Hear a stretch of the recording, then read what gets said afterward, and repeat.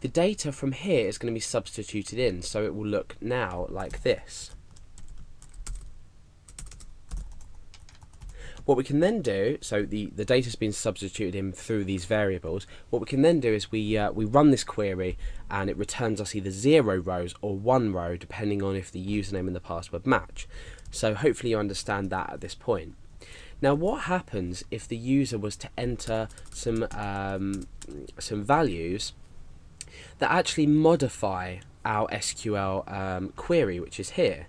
So, for example, let's say the username was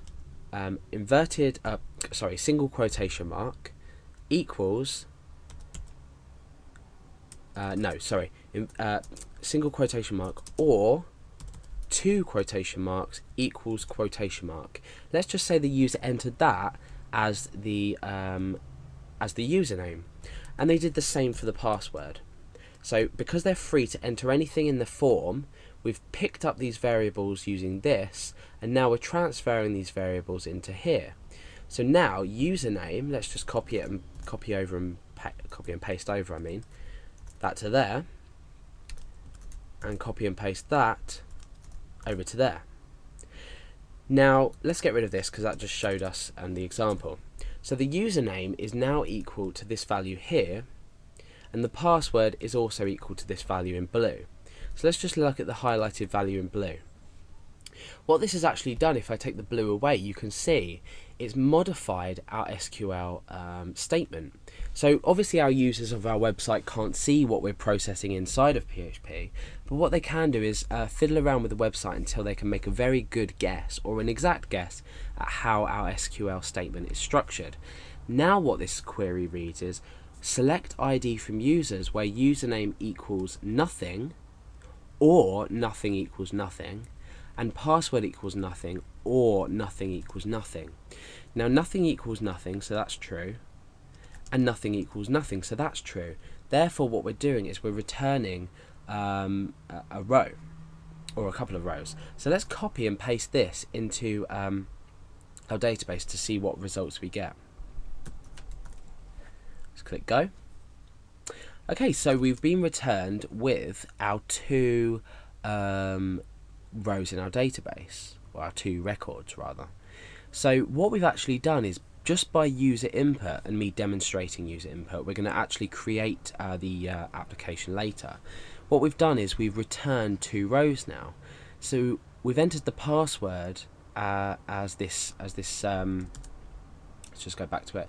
We've entered the password as this here, or the username as this here, and the password as this here, and we've now automatically gained access to this whatever registration system, however we're creating it.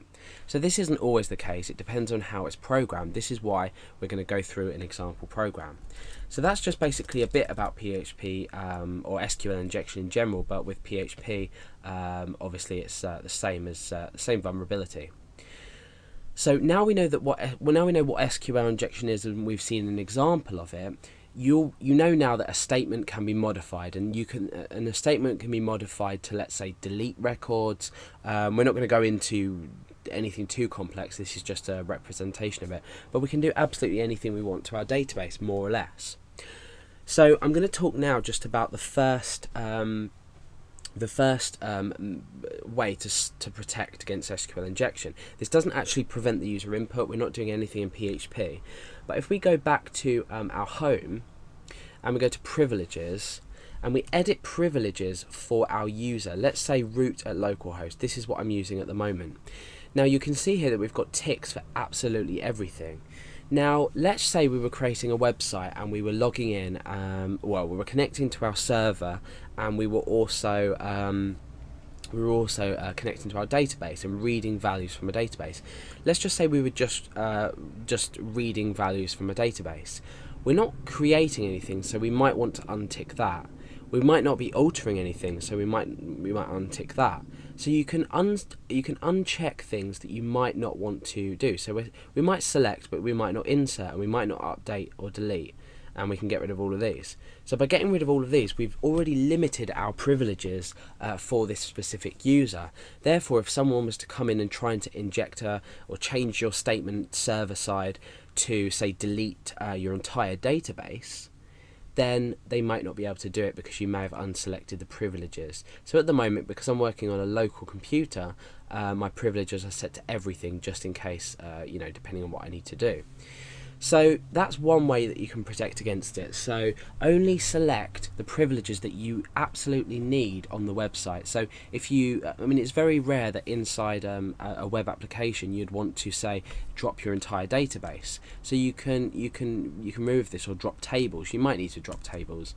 But you can untick specific ones. So that's something to think about while we carry on with our actual PHP code.